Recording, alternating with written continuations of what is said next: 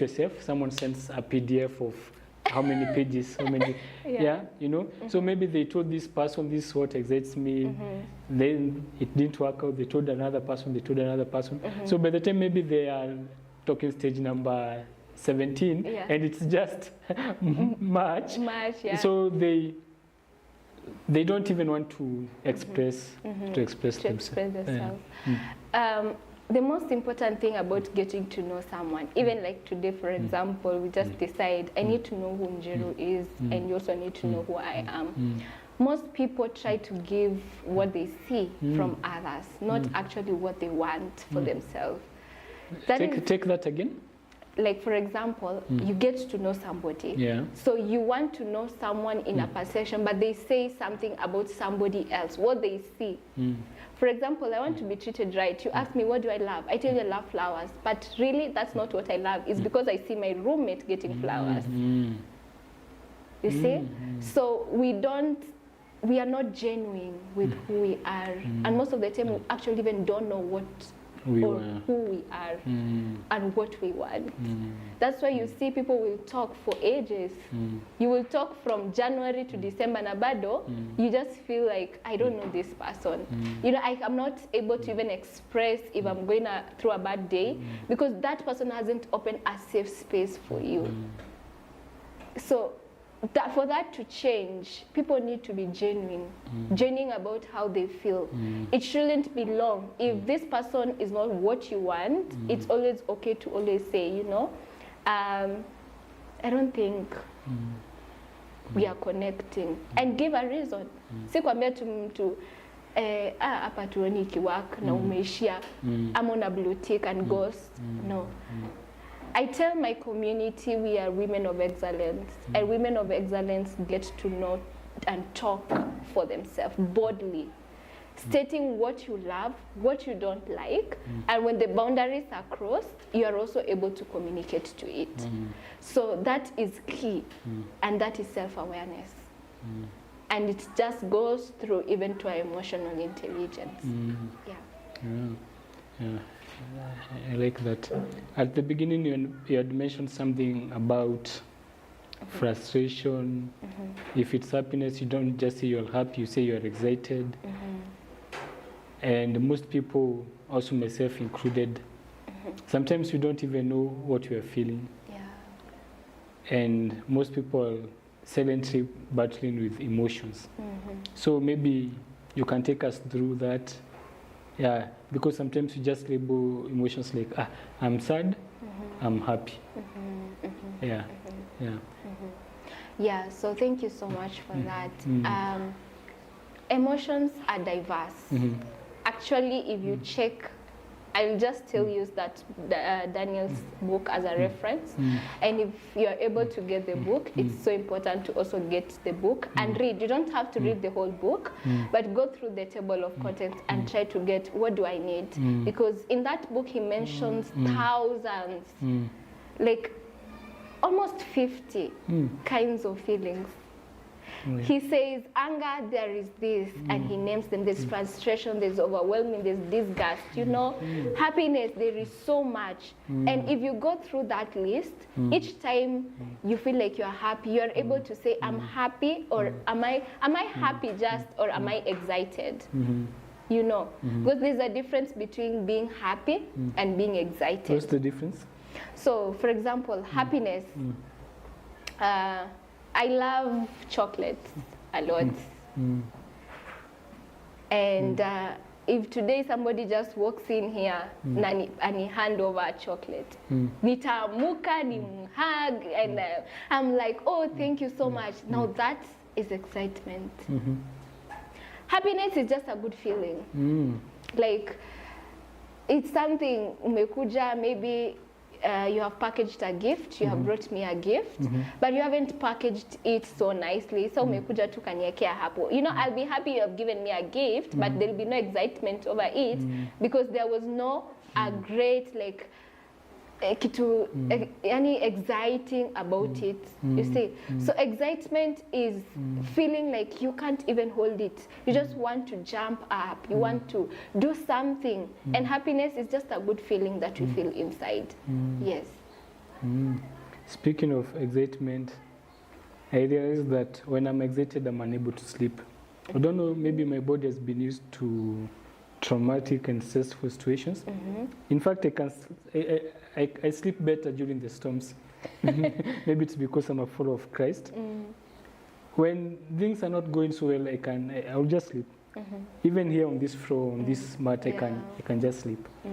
But when I'm so much excited, it makes me not be able to sleep. Yeah.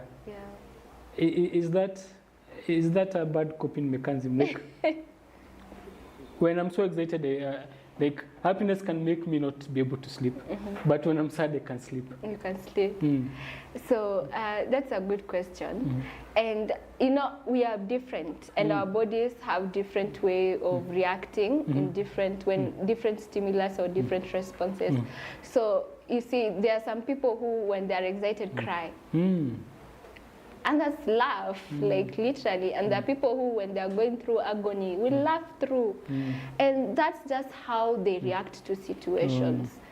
And what I can say about that is that you have to ensure that in that excitement also, you're not losing yourself, because some people get excited. Have you ever had somebody say, especially watoto wadogo wenye maybe wako 2 years, 1 year, ati usichekeshe mtoto sana atakufa.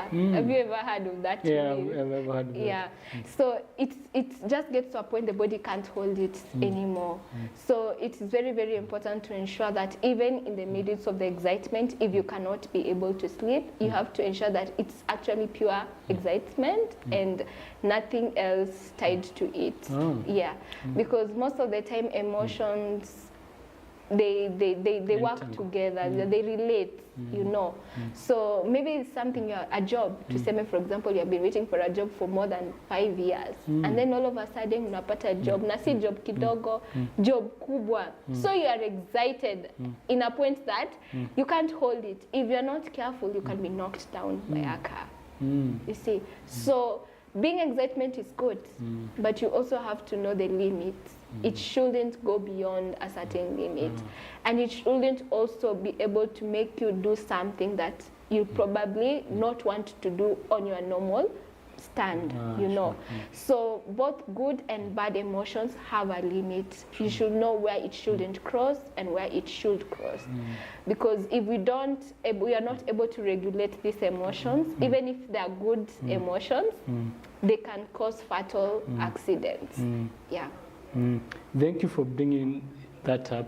After the 2012 elections, when did Jubilee first come into power? Was it 2012? The current, yes. Jubilee, I think it was 2012. 2012, yeah. Yeah, I think it's 2012 or 2017, one of those elections. After the elections, there was someone people went celebrating, and someone lost their life in the celebration. Yeah, so I like how you say that even the good emotion, because excitement is something good, but it's causing someone to lose their life. Yeah. So it's not just about is the emotion good or bad. It's how are we dealing with that emotion. Yeah, sure. I get you. Yeah. Cut.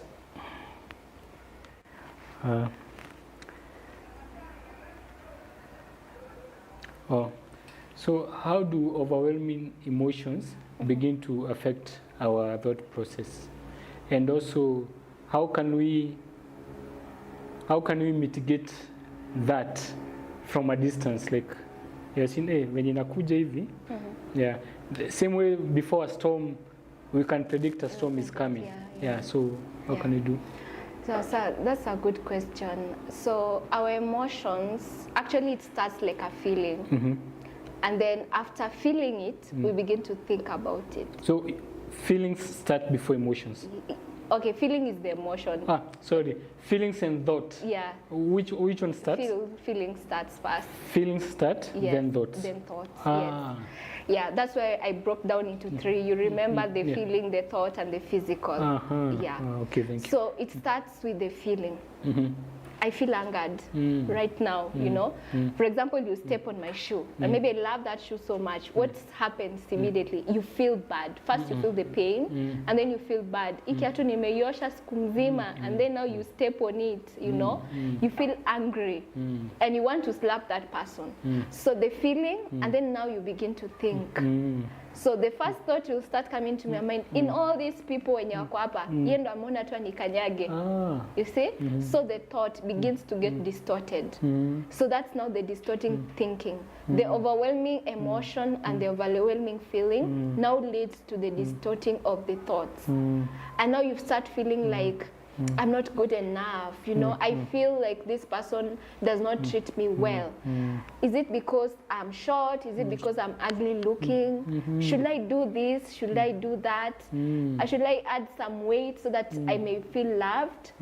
Maybe I should just do this, you know. No, those are thoughts which now begins to affect, to go deeper and start questioning your worth, you know. Start questioning your identity. Maybe I'm not worthy, I'm not good enough. Maybe this person has just seen me.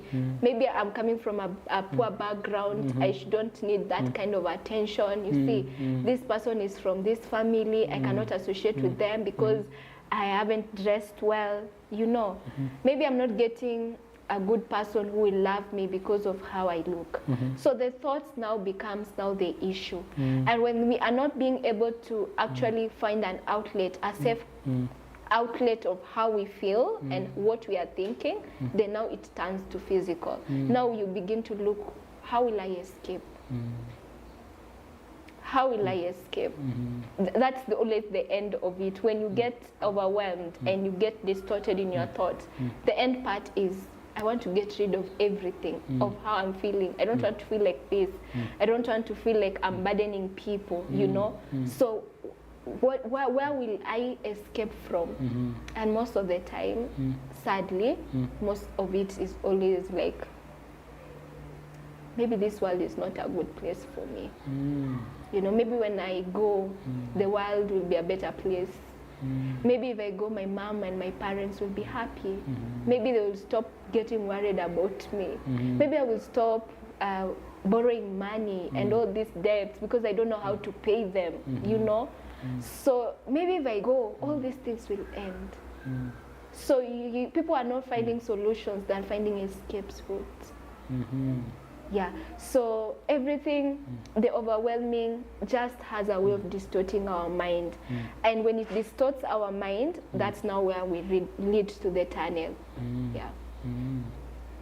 So when our mind is distorted, we think of the escape. The escape. And you're using that word distorted. So sometimes it's not the actual thing, so it's distorted. Yeah. Actually, I love, I don't know who said it. There's this guy, I don't know if you have read the book of the seven highly effective people. Steve Covey. Covey. Yes. He mentions something very important. And he says that there is a difference between the stimulus, now the thing that actually triggers you, and the reaction. There is a space in between. And that space most of the time is the space for you to decide how are you going to respond. So if we are not able just to pause, that's now when we lead to it. Emotions has nothing to do with actually suicide mindset or suicidal thoughts. Most of the time it's when we are not able to process it and we are not able to name it, we are not able to actually regulate it, that pushes us to the edge. It's not the emotion itself. Emotions has nothing to do with us wanting to just end our situations or just having maybe just, you know, it's sometimes more important. It's how we manage. The period of managing, the period of navigating through the storm is what matters. Yeah. You know, when you're talking about what happens and how we respond, some months ago something happened to me and it was funny. It's looking back, it looks funny. Yeah. But at that moment, I saw how it affected me. Like, I had a worn out charger. Yeah. And I could tell this charger, like, it will stop to function any moment. In fact, it's still functioning. Yeah. So someone had, in the office, someone had turned off the extension. Sure. So when I pressed the charger and it didn't work, Yeah. I was like, finally, yeah. Then I had some little money, but it was for something else. So I was like, yeah. Mbona imeacha tu saizi. Yeah. Mbona ikugoja maybe by nilikuwa nimepata certain amount of money. So I stepped out very fast and I went to get the extension, the cable. Yeah. So nikapata cable mzuri sana, mrefu, na nikatestiwa. Then I came back. Yeah. I put the phone. Then I really bargained. Yeah. I put the phone. Then it wasn't charging. Then my emotions Yeah. Huyu msichana ananiuzia charger mbaya. I can imagine. Then I don't know how I looked at the extension. Then I realized it's the extension. Oh my. So I fixed the extension and the new charger, the new cable worked. Then I got the old cable and it worked. Then I felt bad. I have bought a new cable, New cable. and the old cable still works. So it was a roller coaster of emotions. Then I caught myself and was like, so if the old cable was not working, I would be more happy. See, I should be happy now I have two chargers. But I think this was now tied to the money, like now the money could have been spent on something else. It has also happened in relationships. Like you find a case of someone break up sijui na nani, then the other person goes and they do well, then the other person feels bad. Like most people when they break up, they want to hear so and so anasafa. Yeah, I know. Anasafa. But to realize, the same applies what is happening to us. That's the nini. It's how you are responding.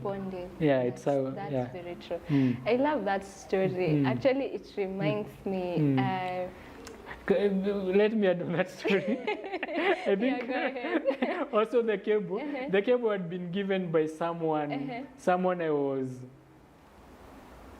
trying to make something work. But Yeah. I get.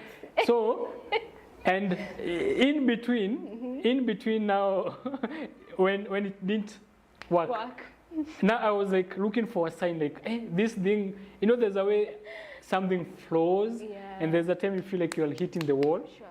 And I was in that state, like we are hitting the wall. So when it was not working, I was like, Amma, this is a sign that the relationship will not work. Then finally when it works. It worked. I was like, kumbe it can work.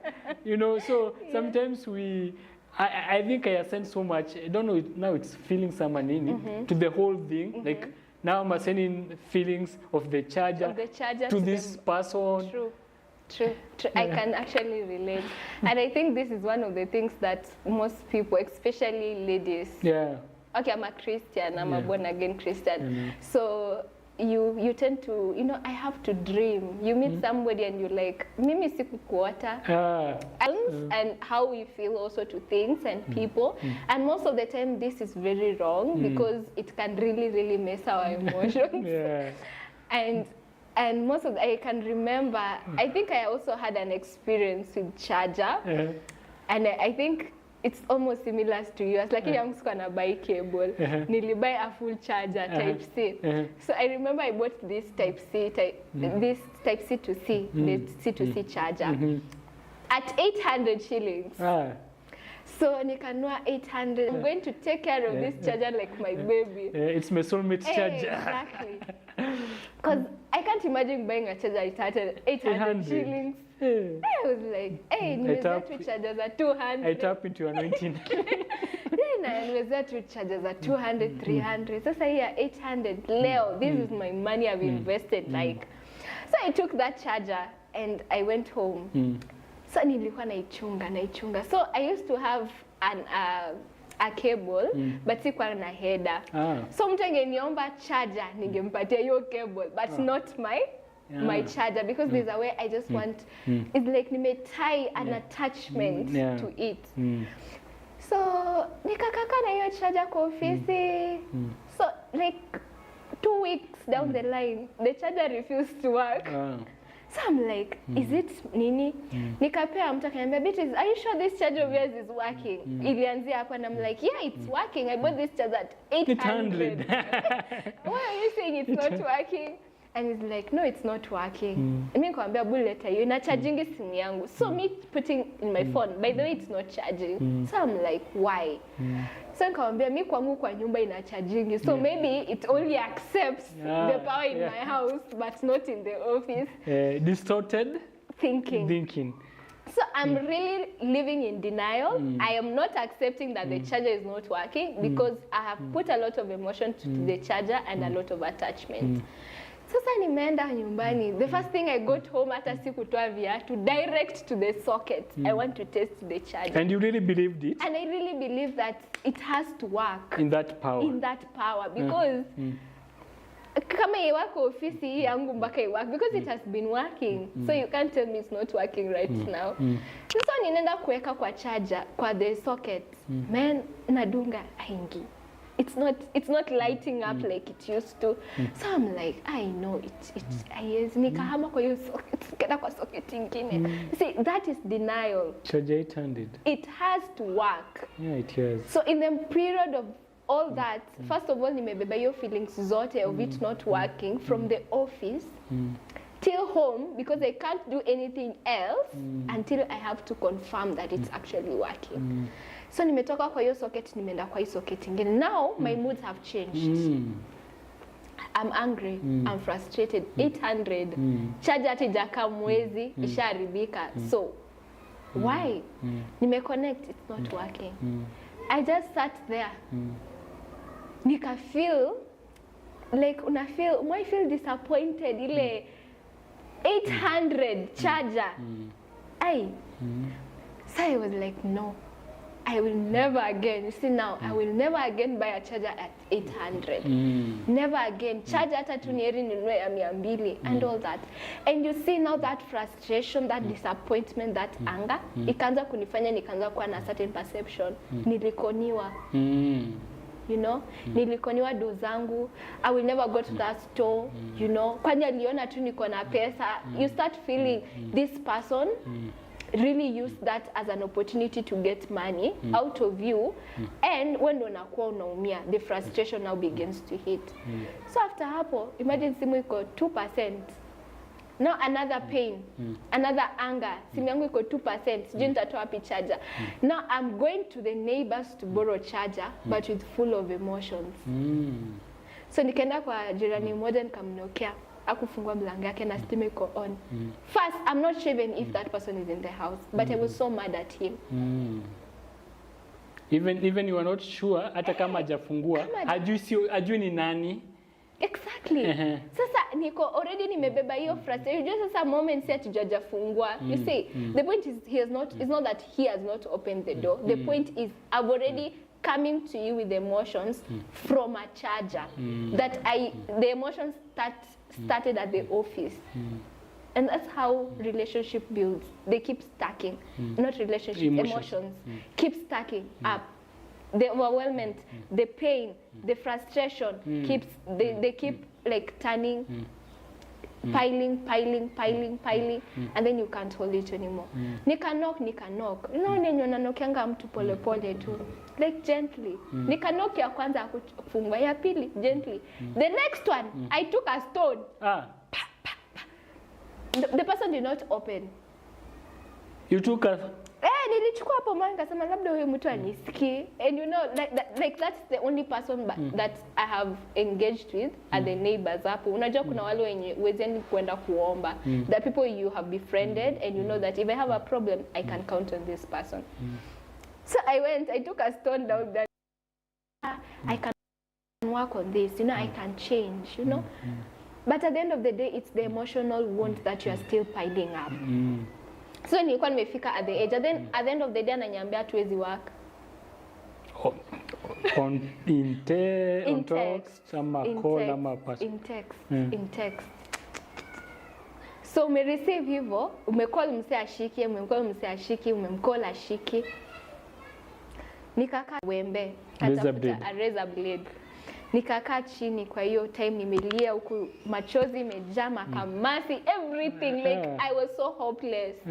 Like so hopeless. I felt like there's no point. Now the person that my whole life had rotated to, the future that I was looking the to pillar build. Of your strength. Yeah, the pillar of my strength. He was like a god. My world. My wow, my everything, my only being in my githeri, like everything. Ameniacha. My king. So Maisha, what is life without that person? Imagine. He was the person I wanted to become. Like that's the life we were building. Sasa nita build nini? Who will I ever find somebody who will understand like me? Hakuna mtu atanipenda vile niko.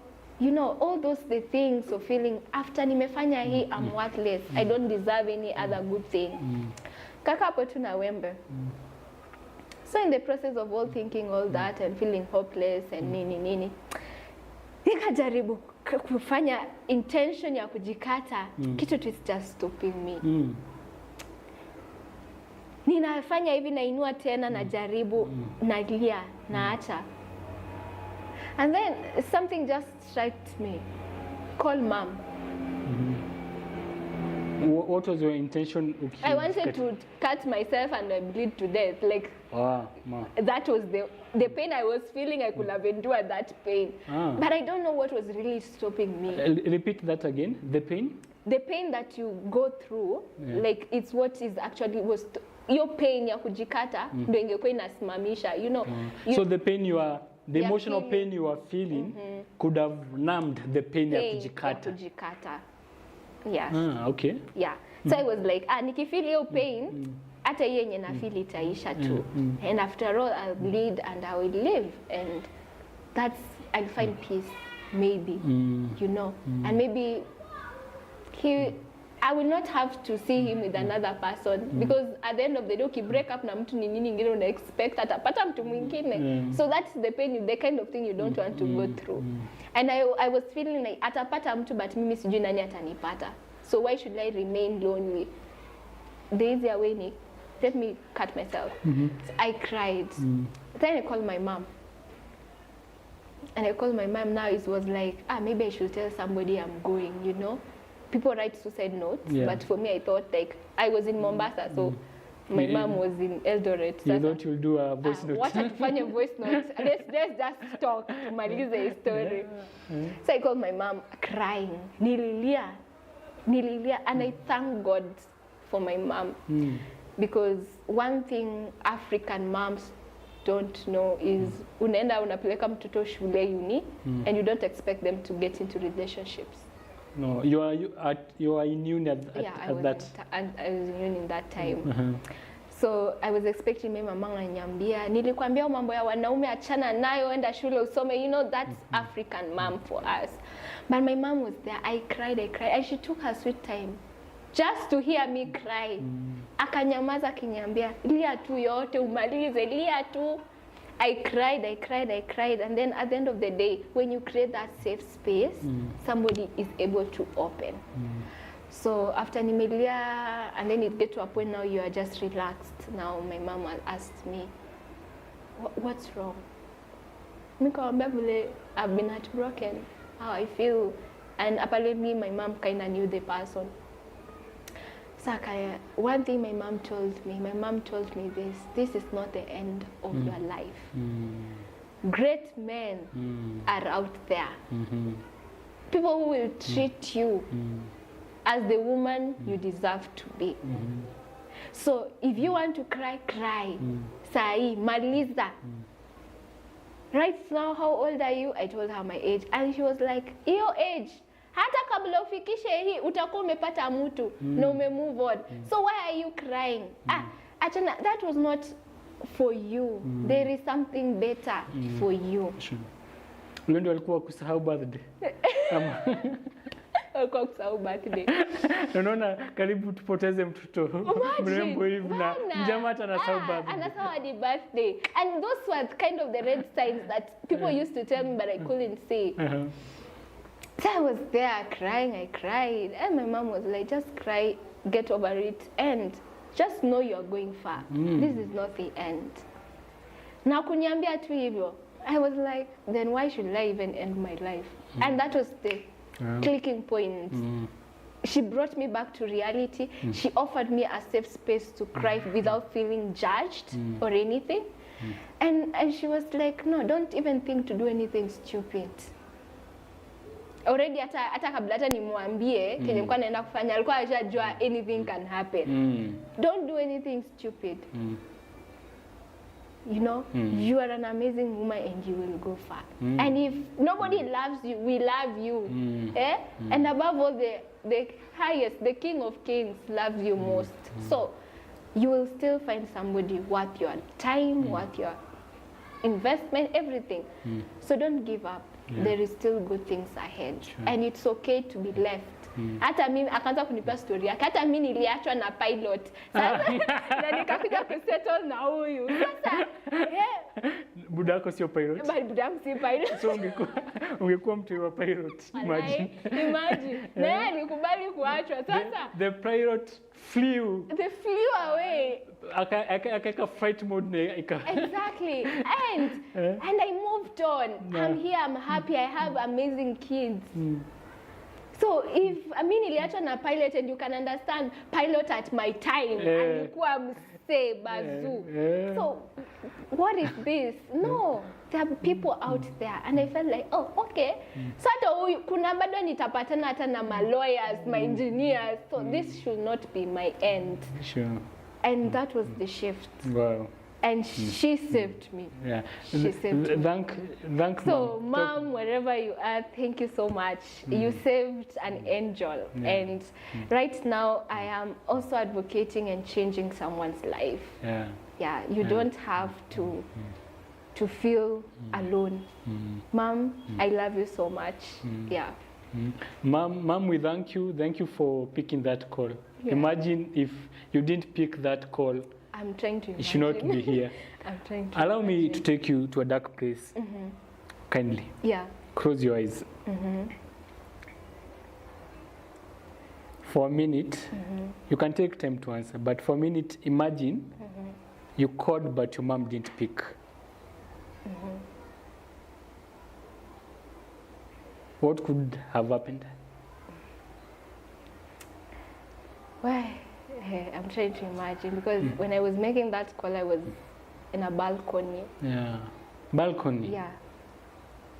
So there were two options, so either to throw, to cut yourself. So I'm trying to imagine if my mom could not have picked, the easiest way is to just jump. I've brought up that thing. I know it's triggering, but I've brought it up because sometimes you might go to call someone, but maybe due to other reasons, they might not be able to pick. Sure. So, and maybe now someone will be like, you see, after they don't care for me. So that's my worry. Like, would your mind, also you said sometimes our thoughts are distorted. Yes. Would the distorted thought have guided you to call someone else? Could have your distorted thoughts have told you, maybe there is network issues, I will call in the morning? Or now the distorted thoughts would be like, now you see, even maybe at that moment your mom is the most trusted person. You see, even she's not ignoring your call or something. Maybe this is assigned to end, and now maybe use the blade or you jump over the balcony. So also someone who is out there, we were talking with the previous speaker, about sometimes frustrations comes when looking for help. Sure. You're like, so and so will give me a job. Hapo kwa wase. Yeah. But wase wenye medelete namba yangu from last year. Na wachia God anaona. Last year I went through a tough time. A tough time. But I'm still going through the tough time. Yes. But last it was tough. Like I lost 2 jobs. Like I lost a job that I'd been working in. Then kapata job ingine nikairuse within a month. Then unaitwaje? Hawa si wa nyumba ni tango nani? Landlords, agents. Agents wakakuja kwa nyumba wakabeba vitu zangu. Then kidogo place tuko tunaishi goons in conjunction with the county. I don't know why the county should use goons. Or anyone should use goons. Wakakuja to evict place tuko tunaishi. Okay. So nikaruse tena vitu. Do you know what a bed? Ile kitu ya pale mbele like the way unajaribu kuifunganisha. Someone alipita nayo. Nikabaki na bed. Sasa atapeleka wapi wengine? Tena Aenda uze. Wow. But they had to sell now hicho kikitu. Sasa I had to sell baadaye. Sasa nisaidie kulipa rent. Yeah, next month. Another place. Okay. Then around that time pia nilikuwa I got mugged, nikaibiwa simu. So many things were happening. I can imagine. Yeah. It was a tough time, sorry. Yeah. Then I met this lady. This is the funny thing. I met this lady and I don't know why ladies are obsessed with jobs, but I don't blame them. Maybe from a lady's perspective, like, can this person take care of me? Can they provide anything? Yeah. So I met this lady, the vibe was amazing, kila kitu was amazing. But I was in between jobs. Then I didn't have the energy kwenda kutafuta a job. Yeah. So nilikuwa taka ni chill kidogo. Nilikuwa feel like I try maybe stand on my own without relying on employment. Then she was like, I remember at one point she just told me, tell me you have a job. Like I was like, sasa studia job imetokea wapi? Yeah. Marian, bado sijapata job. Oh yeah. Okay, so that was the end. Like it didn't progress. Like she was like, tell me you have a job. So maybe I don't know. She thought maybe I'm unambitious, sina job, sina nini. Yeah. Then I think mkienda hizo she leads hizo vitu kaizo zenye hizo networks. Then coach this lady pia is sound robotic. She was like, tell me where you see yourself in the next 5 years. Naona sasa nikaanza kujiexplain. Karibu nifanye PowerPoint presentation in the next 5 years. It was so robotic. Like you don't have to kuambia mtu, tell me where you see yourself in the next 5 years. Yes. Tell me where you see yourself. No, there's a way you can get that information. In a so I don't know, alikuwa ameenda seminar fulani, it was a half baked, akatoka ikuwa half baked. Alikuja zile, tell me where you see yourself in the next 5 years. Then maybe carried it to you now. Then I think I remember, don't date someone maybe on a job. So tulikuwa kwa hiyo process ya kujuana. But we used to know each other before and I was working. Yeah. So I popped up from nowhere. So it was during this process ya naruzi job and tumekuwa tukijuana and it was like there was like a vibe going on. Then all of a sudden I could like, tell me you have a job. So around that time pia watu wengi wali delete namba yangu, but God anawapenda. Allow me to speak on that. And because all these things tend to be emotionally connected. Yeah. For people to actually manifest in the physical is something that begins from the inside. And you find that there are people growing up, ladies, let me talk for the ladies through the example you have shared. A good example, let me start from the roots. So you meet a lady and this lady like wants to find a man who will provide for her, who will protect her. Others will come with different expectations. And most of these expectations roots back to their background. Unajua, kuna wengine they are looking for fatherly love. Is this man able to love me like my father would? Because they lacked the fatherly love. And there are others who are actually looking for a man to provide. Kwa sababu wakuwa na mtu wa kuprovide, wame struggle with maybe their single moms, you know. Na wengine even they have raised their own siblings. So there is something specifically mse anatafuta. Hapo anaenda hii seminar, mse anamwambia vile it's so hard for you to, why should you get married to a man that does not have a job? Huyo mse ata kufrustrate, and there's this also notion ya wanaume kuwekwa. I don't know, you other men are looking for women who are working so that for them they can just stay in the house. And there is just a lot of things that are happening in this generation right now. But if you do a great research, most of them tie back to their emotions, their things that they have suppressed, their realities that they cannot actually face, there are things they are just trying to lean on wa cope na life, unaona. And you find that people are just, things have changed. Siku hizi hadi unashangaa, how is a man anawekwa aje? Like hadi yeye mwenyewe ako so comfortable, like yeye kazi yake tu ni kuamka kuwatch game, akae aongoje demu wake arudi, apike, like really, like there is something that is going wrong. There is then unfortunately kuna kutoa sometimes pia wana cheat. Sasa exactly. Then una pesa yenye unampea amepea chick mwingine, like so ujue ukiekwa uko job. So ukicheat una lose job na dem at the same time. Job and love. So venye mtu uchunga job ufai, I think kama umeweka unafaa to protect the relationship. To protect the relationship. More, And me, I just want to talk to those like my fellow ladies. It's very, very important to know what you want. We all go for seminars, I personally included. But I want to tell you something somebody told me. Like, if you go to a seminar, to a conference, pick what is necessary for you. Speakers that have spoken to 1,000 people in this platform. But in every speaker, there is something you should pick and run with. Because you can't carry everything. Yeah, sure. And there are things that maybe are not working for you.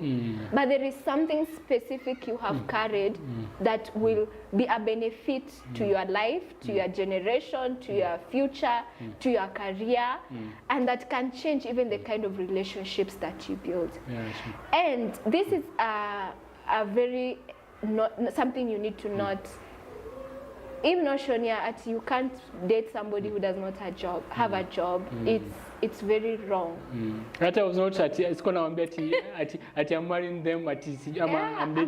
The vibe too was continuing. So it was to continue, but I'll call like, tell me you have a job. No? Okay, vibe inaishia hapo, like no more talking, done. No. We can't base the kind of relationships and friendships we want to build over what somebody earns or what that person does. There is so much an individual carries, including you. You know, as a woman, as much as nataka nijue, Angel, can you provide? Mimi nataka kujua, wewe nataka kujua, am I respectful? You see, there is something, there is a transaction that each of us has to play. So in case niseme uko na job na mimi nikupate wewe madam you're not respectful, will that relationship go? No. So it is very, very important find out if a person is able to provide the last thing to decide whether this person is good for you or not. Not the first. But not the first thing. Because a man it carries vision. And today he may not have the job, he may not have the business, he may not be where he perceives himself to be, but that does not mean it's the end. I'll give you an example of my own story. My fiancé, because I'm actually engaged. Congratulations. Yes. When I met him, he had a very good job. Very good job. Wow. Yani hiyo time ningetaka kukula chochote, man, I could eat. If I want to go anywhere, I would go without questions asked. And then I think a year or 2 years down the line, he lost his job.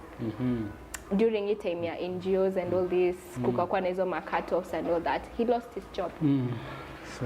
So kama ningekuwa napenda huyo mseju ya job, should I have left him? If that was my number one key, I could have left.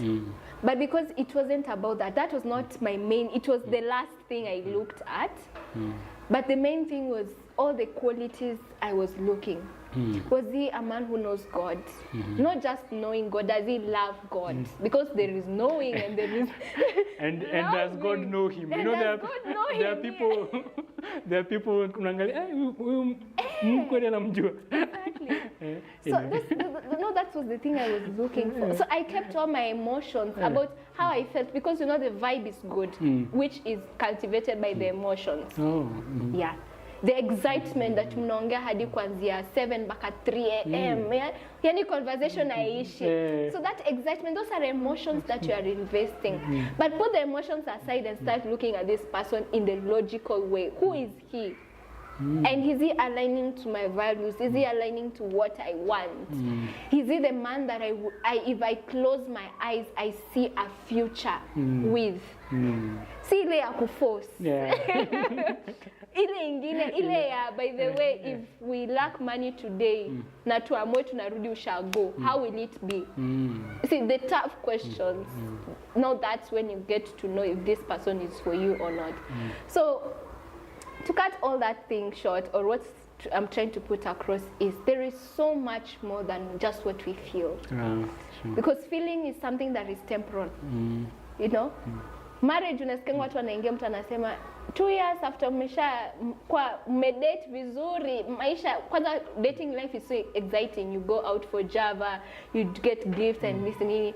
But mnaingia kwa marriage, big things begin to change, responsibility come in, children come in, and things divert. And now the love, the feeling is no longer the scope of the marriage. I heard a servant of God once say it's because in dating, we meet during our best. Maybe mna meetingi weekend. We say amepumzika the whole week. So atakama kuone. But ile ya umemwona on a Monday morning na conscious kwenda job. Umemwona on a Tuesday evening. So living together is different than ile ya ile ya 1-2 leo kesho next week, you know. But the one you wake up every day with a person, you begin to see the true colors.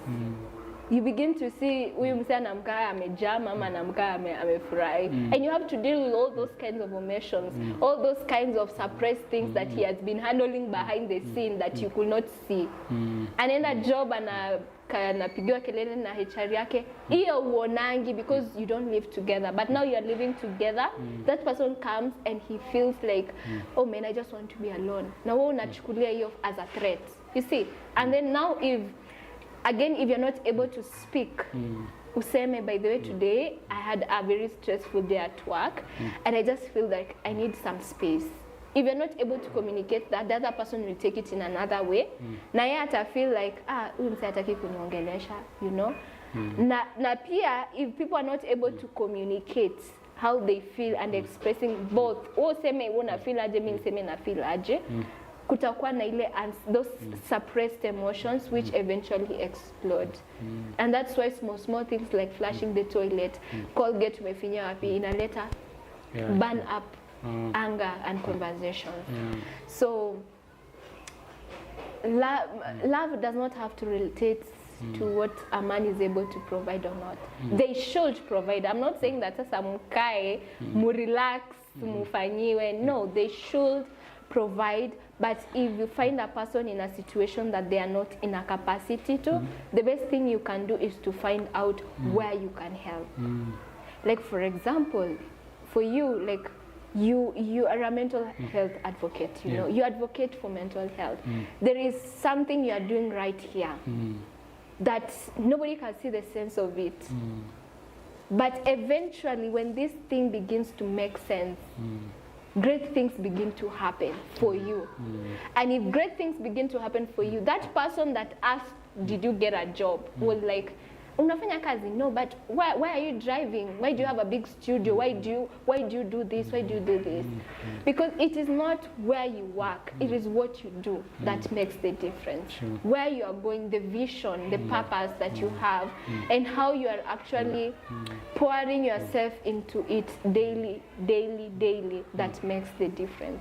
So people should not see the now, people should see the future, you know. So my fellow ladies, men, we don't validate a man by the job, we validate a man for who he is and the vision he carries. That's what makes the difference. Thank you for that. So, story love, Pia, it's a bit, is love an emotion? Yes, it is an emotion. Oh. So, you see, your time venilipitizo vitu zote. You're losing 2 jobs back to back. Then I was going for comedy auditions. Okay, there's a different platform. I used to perform open mics, but I wanted to try the Churchill, also the Churchill. Because you know, hiyo ndio ilikuwa dream ya kwanza yenye kitambo before we knew comedy, you started with kuona Churchill. So nikajaribu ati nione kani zatokea. Nikaenda ma auditions mingi naambiwa no. Then nika auctioneers ama ni agents. Then kidogo I lost my phone, been mugged, nini. Then tukakuwa evicted, hizo vitu zote. After sa history ya the lady. Sijui mbona ya the lady ili ouch. Then God has a way of communicating to us. Around this time, nilikuwa soma kitabu inaitwa Eat, Love and Pray. Mbona nasahau huyo mwandishi. Eat, Love and Pray. So, Eat, Love and Pray kwa hiyo kitabu, kuna place anaongeanga kuhusu, the elder anaongeanga kuhusu a psychologist, friend wake mwenye ni psychologist. Anashanga story ya refugees walikuwa toka Cuba, I think wako naenda States or something. Then, along the way, some lost their relatives, some got disabled, some walinizo vitu zote. But you know, time when you ulienda kuongea na the therapists, the first thing they talked about ni nini? Ni stories za love. Ati so and so we were dating, so I was seeing so and so, but they went with my cousin. Like alinyang'anywa love na cousin, sijui nani. Yani stories zao zirotate around love. They didn't talk about the homes they lost. They didn't talk about the relatives they lost. They didn't talk about even the injuries they got. Yeah, love really hit sana. So I don't know how powerful love is. How powerful is love? It's very powerful. Sindio? A soldier. Atenda pigane na Al-Shabaab. Grenade nini. You know, Bruno Mars asemanga, oh, I'll catch a grenade. Are you a good singer? No. I'll catch a grenade for you, sijui nini. Those soldiers wanazikatch na wanazithrow, wanafanya everything. They carry their fellow soldiers.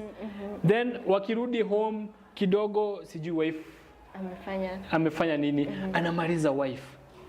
Kidogo sijui amekataliwa, anamaliza hiyo nini. Our police officers, our men in uniform, they do great jobs.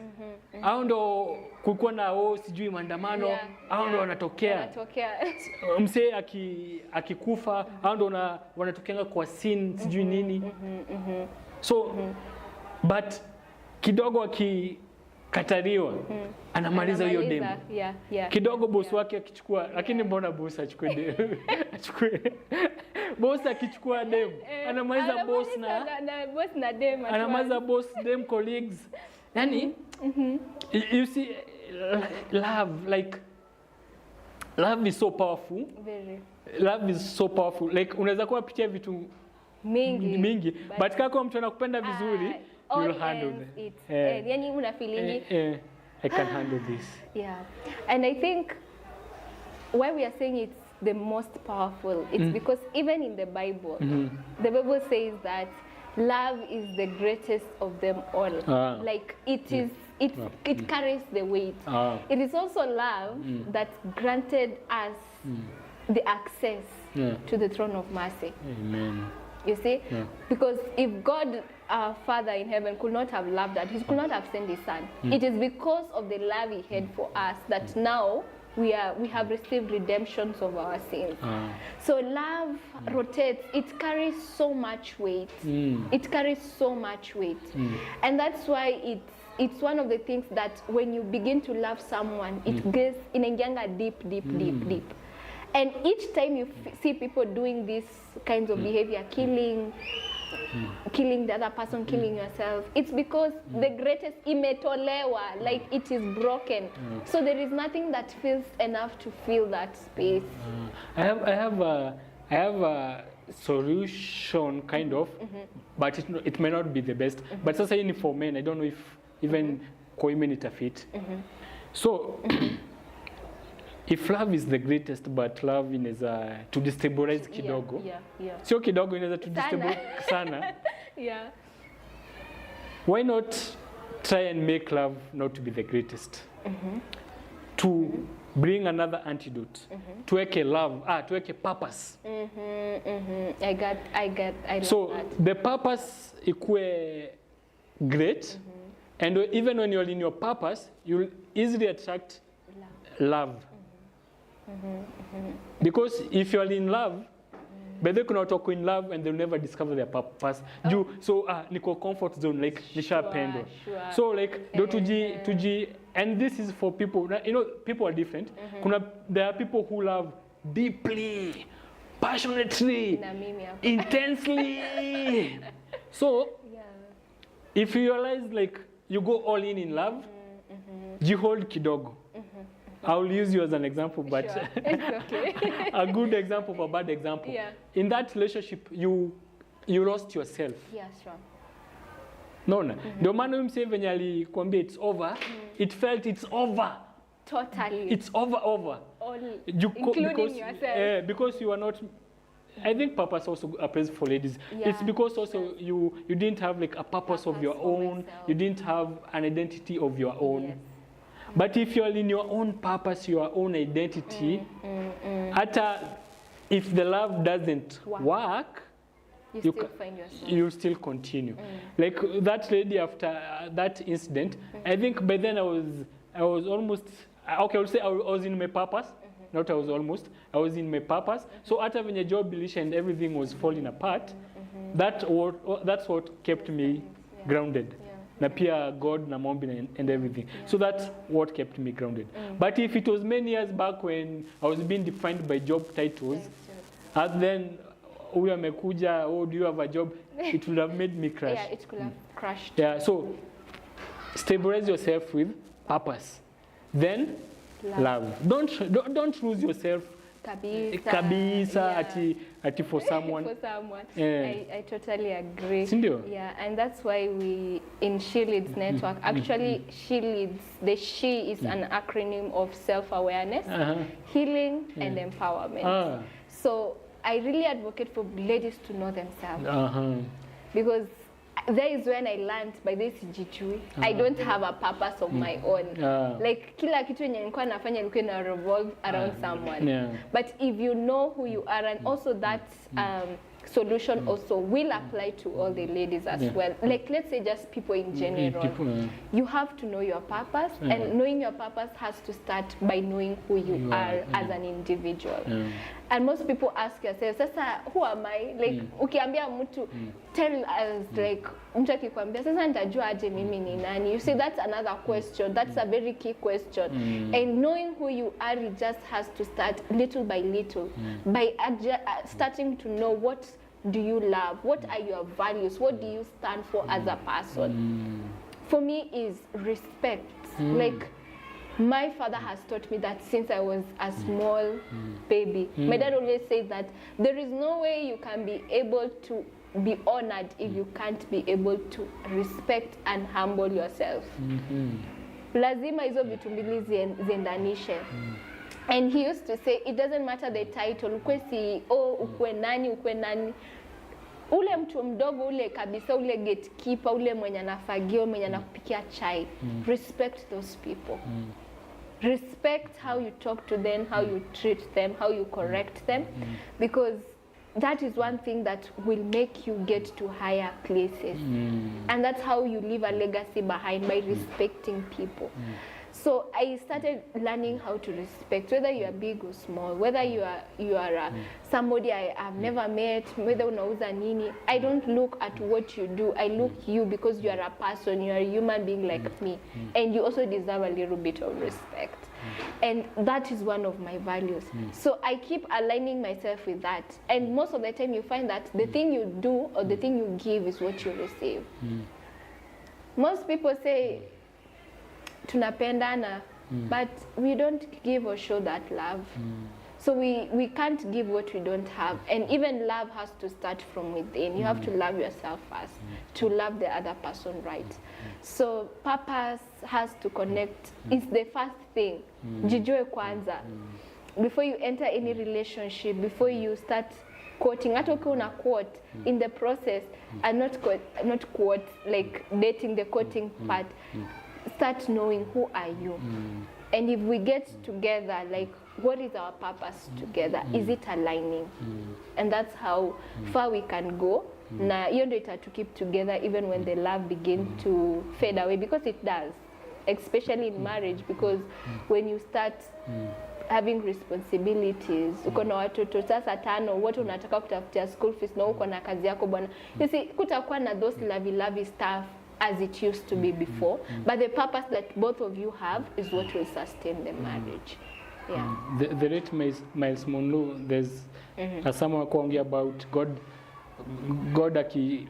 pair up people, he doesn't consider son a love, and consider purpose. Yes. Can these two build something? Yeah. That's why I say where two people agree, like people can go far.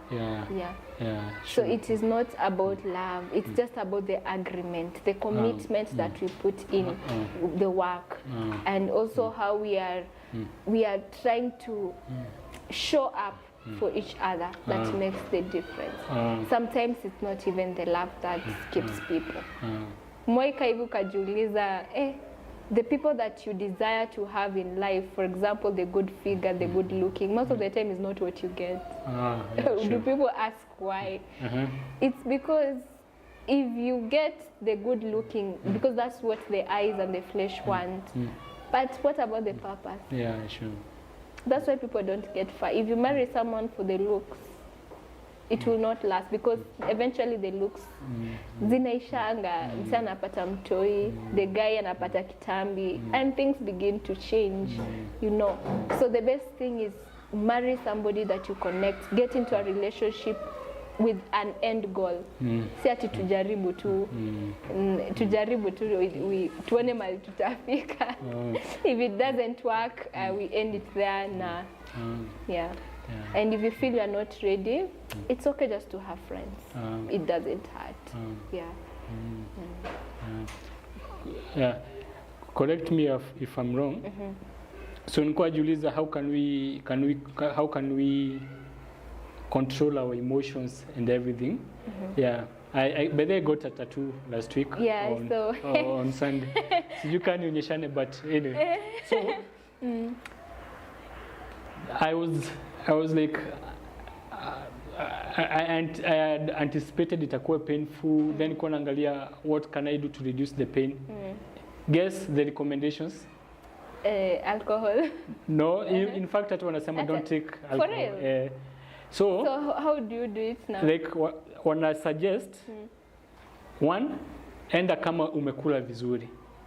Kama umeshiba. Then hydrate na ukuwe rested before the tattoo. Then I was like, I never thought about at it this way. What were you expecting to do? Like, uko umefikiria kama mimi? Sasa hata kwa fikiria maybe alcohol, because there is a song by Vibes Cartel, Caroline Book, and he's drinking, and so, but I was like, maybe alcohol, painkiller in advance. Even you should not take a painkiller. So eating, hydrating, And also there's something you said during the like communication. So when you're getting the tat, ukisikia pain imezidi, you tell the artist kidogo. Then don't be don't be afraid to ask for as many breaks as possible. Yeah. You get? Now, water, not even milk. I don't know if your time you siku heaven nini ya supply maziwa ilikuwa imeisha. Hata sio maziwa, maji. And akatulia. Pilots in aviation waki investigate accidents. Wanaangalianga, had the pilot rested, had they eaten? Unaona? So we can manipulate our emotions. Unaona hiyo siku nye tulikuwa tunabomolewa. So nilienda kwa majirani nikiwasaidia kutoa vitu zao nini. Nikiingia kwa jirani moja nikamsaidia kutoa vitu. But alikuwa amepika ugali na sukuma nyama. Sasa nilikula nikimsaidia kutoa. Then it was a good thing I did that. Because for the next, so much happened. For the next 6 hours I don't know if I even had time to eat. But at least let them nilikula. So when you are going through life, maybe you are feeling hizo emotions. First, eat. Sindio? Kwanza banana is high energy, instant energy. Eat. Drink water. Like water. Water has a way of calming down. Hapo kwa maji, I think I remember somebody say, sorry, I'm cutting you short. Alikuwa anasema, you see, women are these people who are more emotionally are high in emotions. So this woman was telling people, ukiona unataka kugombana na mzee yako, before uongee kitu, drink, sip water, na ikae hapo kwa mdomo kwanza. You'll find that alone has a way of just suppressing everything. So instead of you reacting, you'll first cool down and then get away on how to respond. So water is good. Water is breathing. Good. You know, what wanasemanga, it's some things are simple, but the simple things are not easy. Like breathing, like just breathing before, then you exhale. In a nini. So those things they can help us regulate. Regulate our emotions. Speaking of my tat, do you know the tattoo artist told me, I asked him how I handle the pain. Akaniambia from a scale of 0 to 10, 10 being so well. 0 being terrible, it was a 9.5. Wow. 9.5. Then he was shocked that I went all big for my first start. Like most people don't go all big. They go small. Now something scared me. Maybe I'm digressing in this conversation. Something scared me, and it has been scaring me. I didn't initially that needle. I didn't feel pain. Initially I felt tickling. Alafu hiyo ndo nilikuwa feel uncomfortable, but I don't know, you're breathing na nini, nikatulia. I didn't feel pain as I had thought. I was sharing this with a colleague, anaitwa Debbie. Last year, when I went to the gym. So kidogo tulianzana na trainer kwa bad foot, alafu I was even to train myself. Then siku moja weight kaniangukia kwa mguu kimakosa. But maybe nilijiambia nikipiga nduru watu watakuwa like naona hata mse nini. So when the weight fell on me, I didn't even flinch. Nilisikia tu ni kama imeniguza, alafu nikaichukua nikaiweka na nikaendelea. Years before, we had gone to do market activation with some of our colleagues TSC. Tulikuwa tunatoa desks place fulani kwa ofisi juu tukuje tuweke nje like tables. Moja ikanifinya and I was like like ile hiyo. Then a lady colleague na niko na mkrashanga alikuwa like sijui jikaze sijui nini, but I was in pain. So I don't know if maybe subconsciously I learned to nini pain. Hiyo time ya mguu. The nail baadaye niliona ili peel off. Sasa I have a new toenail. But hata ilikuwa imeanza like there was blood clotting. Sikuisikia.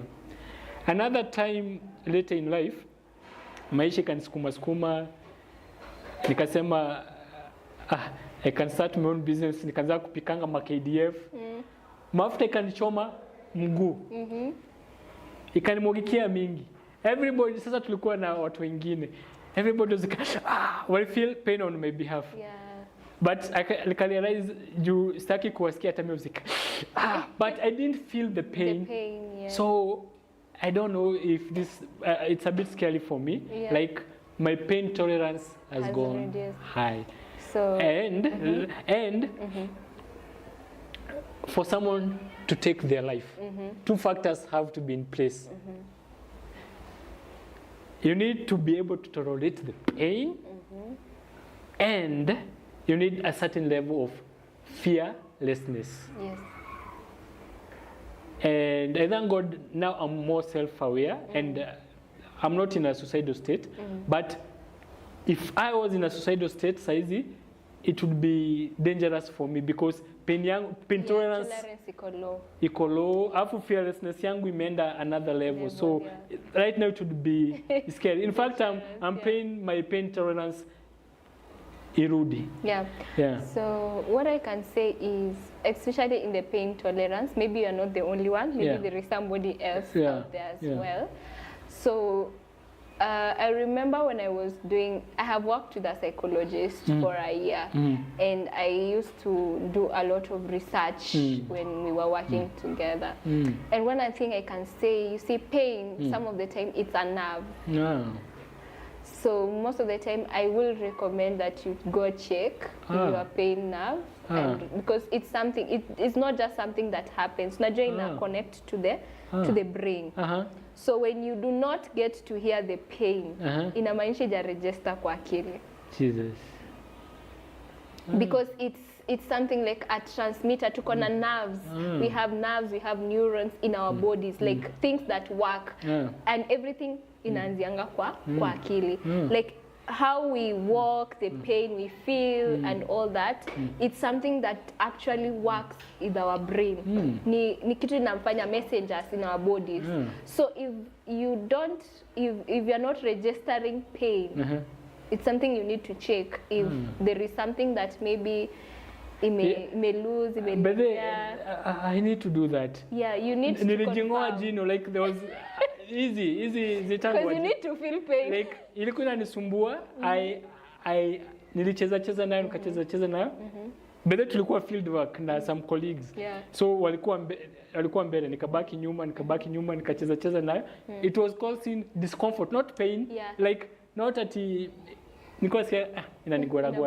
So then nikajitoa, then like damu ikatoka kidogo. I went nika place, kuna hotel, nikaomba maji, nikaosha, afu I continued. So baadaye I was like, by the way, something is wrong. Because I'm trying to imagine all these scenarios. You're supposed to feel pain actually. Ukiangukiwa na weight, you're supposed to feel pain. Not just the discomfort, the pain itself. The pain. Yes. And then it's good that now you are noting, because most of the people don't note. Mini bazoo, but in real sense, you have to really confirm that your nerves are working okay, especially the nerves that actually sends a message to your brain about how you feel, the pain, there is just a way our body reacts. You see, even if you just touch like this, the gentle touch, there is something that has to communicate to the brain. Somebody is gently touching me, When somebody pinches you and you feel pain, that pinch is a discomfort that has to register in the brain that actually I'm in pain right here. You see, so you have to really check. So is that venye watu wanasemanga, if you are living your dream, nini, slap me if it's a reality. So me hata maombi yangu mingi imejibiwa, like you sitting here, that's an answered prayer, us doing this. But me hata siwezi atijislap if it's a reality, because I'm not slap myself. Not be registered back. Right now, you can't do anything for free. Unaambia mtu basi hadi anakuona unateseka, umelia, labda umejeruka miguu, lakini msee amepita na boda na hawezi kusaidia. mafuta imepanda. Hata ukimwambia nifikishe tu pale basi. And then I see what I like we have to show remorse. We have to show empathy. That is emotional intelligence. Self-regulation. Know when to speak and when just to calm it down. When to just breathe in and sip a cup of water. It is very, very key. So let's, as a government, as Kenya, as a nation, let's create spaces for people to learn about emotional intelligence. It's far more important. I totally agree with what Daniel Goldman said. It is far more important than IQ. You can have the greatest IQ in your organization. No mwambie wewe utakuwa CEO because wewe ni mtu mbaya. But that person lacks emotional intelligence. Tell me where that company will go. Nowhere. Because if there is no empathy with your fellow employers, with the people that you are working with, there is no teamwork. And when there is no teamwork, there is no progression. So people have to put this thing is an essence, like emotional intelligence is important. We have to stop taming these emotions. Suppressing them is not a way, is not a solution. It's just one of the most expensive things that cost our lives, cost our families, cost our friends, our relationship. So let's take care of each other, and it always starts within. Emotional intelligence just is from within. So work on yourself, work on who you want to become, embrace the person that you have become, and when things get tough, talk to someone. You are not alone. You are not alone. There are so many people waiting for you to come and seek help. And for a man out there that feels that mimi ni mwanaume siwezi jielezea vile na feel kwa bibi yangu, kwa mabeshte wangu wa mbogi, no. Expressing is not a weakness. Expressing is a strength. It actually tells us who you are as an individual. So for me, I think that is a message to you all. And to all the ladies, I am running a community. Allow me to just... Yeah, and also mention where people can get your book. Yeah, so for all the ladies that I'm speaking to, I'm running a community called the She Leads Network. So the She stands for, S stands for self-awareness, H stands for healing, and E stands for empowerment. Before empowerment, there is a process of becoming. That is self-identity. You don't need to allow a man or a woman or any other person to define who you are as an individual. You need to know who you are as a person. At our network, that is our job. It is our job to ensure that you find yourself, to know yourself, to heal from the traumas, to heal from the scars, to heal from the mistakes that you feel guilty about and you don't know what to do about them, and that's what is making you stuck, that you can't move forward, that you feel that I can't become the woman I want to become. You want to become a doctor, but you're like, manze mimi nimewahi commit abortion, You want to be this and this and this, but there is so many scars, so many wounds that have not been healed. So this is a platform for us to connect. We always have monthly sessions. Above that, we also have physical meetups where we do so many activities. We do one of the events that we'll be having, unfortunately, maybe what is scary, it happen, but we'll be having our first identity camp. It is an experience where we get to know who we are as an individual. And we will do so many arts. We will create a blueprint map for our lives where we get to know our values, get to know who we are, where we are, and how do we get to become women of excellence. And empowerment, we open a platform for you to connect. Like today I met MD Jiru, and today maybe probably a lady of mine will be like, I want to participate in something, and I'll be like, I know someone. So it is a place for us to connect, to get empowered, and to reach our full potential. Other than that, I've written a book called Beyond High School, and this goes to every person who has just completed high school. and I tried to join campus, and you're wondering what's next after here, that book is for you. It will teach you and show you how to be yourself, how to know yourself, how to build lasting friendships and relationships, and not to make the mistakes I did when I was on campus.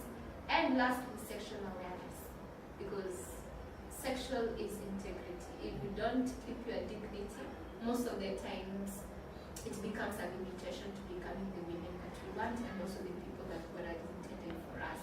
So you can get my book. My number will be placed here, and also thank God because of this connection, because right now MDGiro will help me create a platform where I can also put my books so that you can also it will be available at Nuria. Yeah, tell them that. Yeah, it will be available at Nuria. Yeah. Yes. So thank as you. at the airing of this video, it's available at Nuria. Okay. As at the airing of this book, of this video. As we air. Okay, I see it. Yeah, you tell them as we air. Yeah, so as we air the book, as we air this video, so the book will be found at Nuria. So kindly purchase it. It's only going for 1,000 shillings, and I'll be so glad. So I hope that book will be an eye opener to you who feels like uncertain about what campus is all about and what should I do to get prepared for it. That book will answer all those questions. And lastly, thank you so much. Your life is important. You as a person is important. You don't just need to survive, you need to live it. You need to experience it, you need to enjoy it. So every emotion that you go through, it's a plus. Just enjoy, embrace it, and get the courage to maneuver it through support. And we are always here to support you. So thank you so much. So we are done.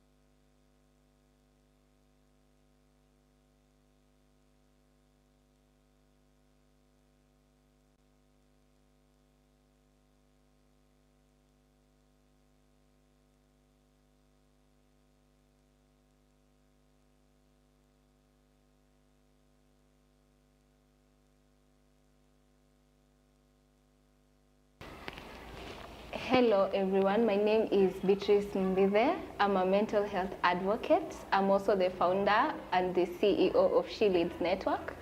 And above that, professionally, I'm a procurement officer. Yes. So today I just want to thank Mr. M. Njiru for giving me this opportunity to be able to participate in the 24 Skip Rope Challenge. And it's just an amazing opportunity to be here. And today we'll be talking on an amazing topic about untamed emotions and how it can help us, how we can be able to learn about emotional intelligence to prevent suicidal ideations or suicidal thoughts. Thank you. Yeah. Thank you, Beatrice, and welcome. So when you talk about untamed emotions, what's untamed emotions? So untamed emotions, these are emotions that you have not been able to actually process. Emotions that have been too overwhelming that you cannot even recognize them, but you feel them. And when they are not being able to be managed, now these are what puts us to the edge. So these untamed emotions are the ones that grow beyond and become now leading us to feel stuck and trapped and also emotionally overwhelmed. Yeah. So in the news, we have seen cases of whereby maybe a man has been rejected by a woman and he goes and takes her life. Maybe someone has found their spouse cheating and they take the spouse's life and they take their own life. So is that untamed emotions manifesting? Yes, they are. Because you see, emotions are not bad things.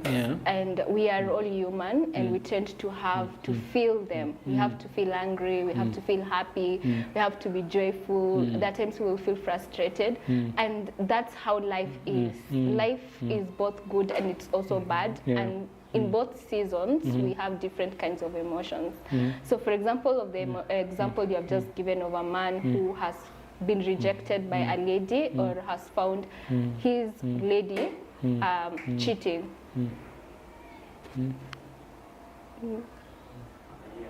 Oh, niangalie. Oh yeah, angalia kamera. Anzia wapi? So you find your spouse cheating and you feel like you're so angry and now you want to take off the anger to that person. Most importantly, the most thing is it did not start then. It's something that has accumulated over a period of time, and it's that moment that you now feel like I can't handle this. So those untamed emotions of you being cheated, you see, maybe there are signs, maybe there are moods, there are attitudes that you have been receiving over the period of your relationship may tend to accumulate, and which you have not been able to address them on time or even able to express them in a safe way. So that's what actually leads us to maybe hurting our spouses, having issues, domestic violence, and also leading to hard breakups. You know, you break up with somebody using harsh words, unamtusi, unamtukana, you beat that person. All this is not because you are bad. And this is also not because of that breakup or just because you found that person cheating on you. Most of the time it's because of those untamed emotions that you have been putting them inside. Like you have accumulated them till it gets to a point it affects our thoughts. And you want an escape. You want all this to end. You know, you want to feel respected. You want to feel valued and also to get that attention. And then now that's when you become physical. And just to put this in a nutshell, emotions can be broken down into three things. Number one, those are the feelings, the anger. You feel angered, you feel happy, you know, any kind of feeling. And then after that, the thoughts. The thoughts attach how we feel. If you feel angry, you begin to feel like this person ameniona aje, you know, why is this person looking at me in this certain manner? Why does this person doesn't respect me? Why do I always feel like he attacks me? Am I not good enough? No, that thought is what attaches to the feeling. And then now, after the thought gets to the physical. So here is now where we get to express our anger. And most of the time, it's not rightly done, and that's how we end up affecting other people. Yeah. I get it. Why do you feel that this conversation is important?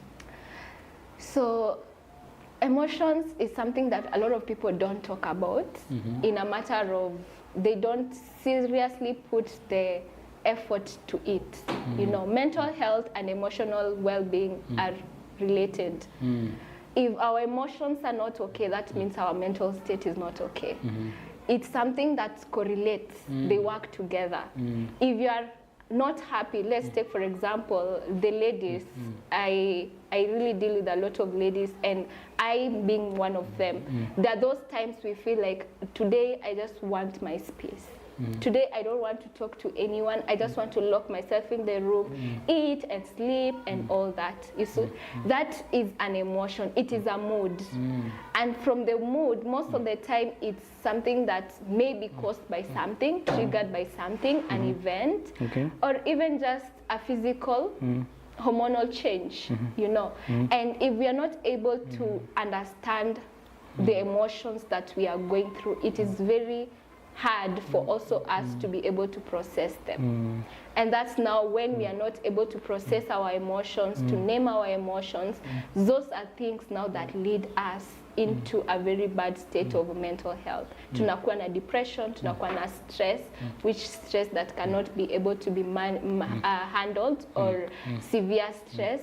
We get to a point now where we feel like anxiety and all this. All these are emotions that have not been able to be managed or processed. So emotion is a very, very important topic to learn about emotional intelligence.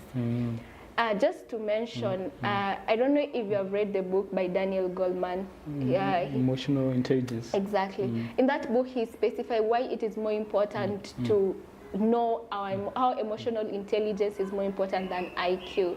And he states clearly in his book, you may have the highest IQ, but without emotional intelligence, you know, it's so hard for you even to socially connect. If I cannot be able to have empathy with you, it's so hard for me even to connect with you. So emotion or emotional intelligence is so important. Wow. Yeah. So how do we get to understand, one, our emotions? Secondly, at what point, because I'm hearing the word untamed emotions, at what point do the emotions become untamed? Or is untamed emotions the same as unprocessed emotions? Those are two different things?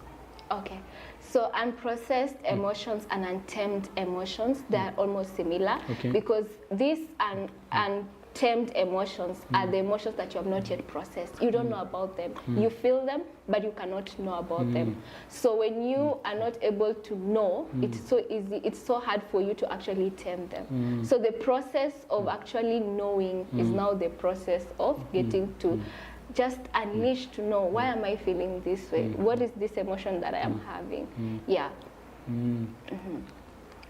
What's coming into mind, I've seen people who are diabetic. Sometimes you'll hear them say, my sugar level is down. Is that diabetes or blood pressure?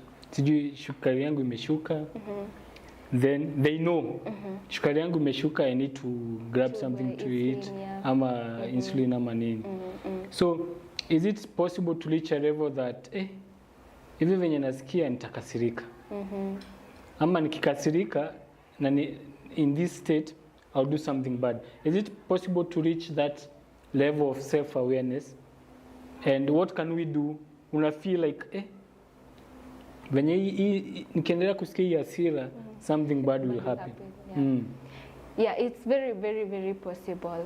And In the book by Daniel Goleman, he mentions 5 components of emotional intelligence. And the first one and the most important one is self-awareness.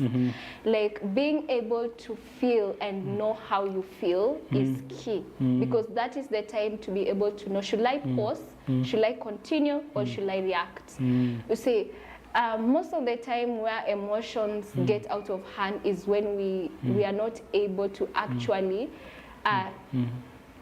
process the emotions, naming it, and also respond to it. We end up reacting rather than responding. For us to respond to the emotions, the first thing is being able to name how you feel. For example, let me use this good example that I have gone through as a person. So I remember I celebrated my 23rd, I don't know, 23rd or 22nd birthday, and I was in a relationship, and I was craving for going out. You know, that's what people do. You take your girlfriend out, go out, have dinner, surprise her with a gift, and all these things. That is what a girl feels, the attention, you know. And I really craved for that. And I was like, when my birthday, itafika lini, March, ifike. Feb, I'm like, oh wow, I'm waiting for March to get. So the day eventually arrives, but nothing. And I was so frustrated. I was so angry at the person and also so angry at myself. I was like, why am I in this relationship that I cannot even get the gift, even if ni sweet ya 10 bob? It's okay to give me, like, just appreciate me, or even text me a message, you know. There is somebody who is going through that right now. Maybe Valentine okupelekwa dinner, and you're wondering, is there anything wrong within me, or is it that I'm not loved more? So I was able to know that I was feeling frustrated. That is now naming the emotion. Si kusema tu nasikia tu vibaya, ama I'm feeling sad. You know, that is the names that people say. You ask somebody, how are you doing? I'm good. How was your day? Okay. See, that alone will not help you know how you feel. And if you can't be aware of your feelings, it's so hard for you also to be able to process them and even regulate them. So I was frustrated. And so when the guy came back, I was like, you know, I'm not happy. I feel frustrated because you haven't gotten me a gift. And he gave his reasons, you know. And you know, for that alone, we were able to come to a common ground. But if I was like, sasa ingie, I don't talk to him, and I start putting some attitude, you know, that's what brings conflict. Because yeye sijui ametoka wapi na conflict yake. Unajua, pia ako na feelings zake. So me, I have mine, he has his, and now nobody wants to be able to express how they feel. Kila mtu anataka kuwa strong. Ama you want the other person to know how you feel. And that's also another thing. Unasema anafaa kujua vile na feel. Ajanipea gift, so anafaa kujua niko nimekasirika. People will not know how you feel unless you are able to express it. And you can't express something you don't know. The same way you can't tame something that you do not know. You have to name it to tame it, you see. So that's the whole point. And self-awareness is the key. Know how you feel. Name the feeling.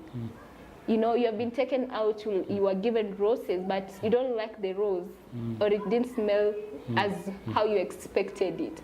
It's good to appreciate the person for the rose, but also say, you know, by the I love the rose. However, the scent is not something I had expected.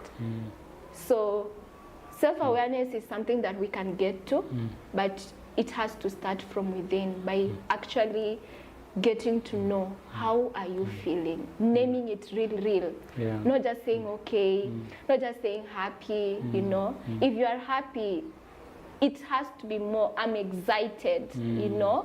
My day was fantastic. It wasn't just good, it was fantastic. Yeah. On a lighter note though, does he still remember the birthdays? Unfortunately, we broke up. Yeah. That's yeah, we broke up, and I found someone else, and I'm a happy woman. Yeah, and I appreciate every little thing. And they remember the birthdays. And he remembers the birthdays. Yeah. And at times he might not get the roses, the gifts, but that small message means a lot. Yeah. Yeah. And I've also learned to know that expectations has to be communicated. Yeah, exactly. You see, when you meet somebody today and you start going for those dates, you know, getting to know each other is not just telling people, I miss you, I love you, you know, I can't sleep without you, you know, what are you doing, I'm eating. Not that all that. It's getting to know somebody deep. What excites you, what makes you happy. So by knowing, you are able to lay the expectations. And when the expectations are known, you also able to know when they are not meant, how will I feel? And if I feel this, what do I do? Yeah. Not to digress, but that process of getting to know people, what excites you, what are you afraid of. I've been seeing online how people are like, they are tired of talking stages. Yeah. Even there is a joke whereby, tell me about yourself. Someone sends a PDF of how many pages, how many, you know. So maybe they told this person, this is what excites me. Then it didn't work out. They told another person, they told another person. So by the time maybe they are talking stage number 17, and it's just March. Yeah. So they don't even want to express themselves. The most important thing about getting to know someone, even like today, for example, we just decide, I need to know who Njeru is, and you also need to know who I am. Most people try to give what they see from others, not actually what they want for themselves. Take that again. Like, for example, you get to know somebody. Yeah. So you want to know someone in a perception, but they say something about somebody else, what they see. For example, I want to be treated right. You ask me, what do I love? I tell you I love flowers. But really, that's not what I love. It's because I see my roommate getting flowers. You see? So we are not genuine with who we are. And most of the time, we actually even don't know who we are and what we want. That's why you see people will talk for ages. You will talk from January to December, Nabado. You just feel like, I don't know this person. You know, I'm not able to even express if I'm going through a bad day because that person hasn't opened a safe space for you. So for that to change, people need to be genuine about